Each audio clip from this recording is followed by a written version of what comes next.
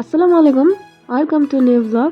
আজকে চলে আসলাম সকালের বাজার নিয়ে। আজকে সকালে বাজার হয়েছিল বড় মাছ, তারপর ছিল মুরগি, তারপরে ছিল সবজির বাজার, কলার ভর্তা দেখতেছিলাম।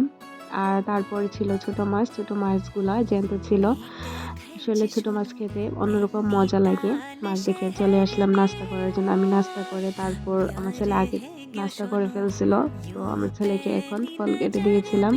আমার ছেলে এখানে বসে বসে ফল খাচ্ছে।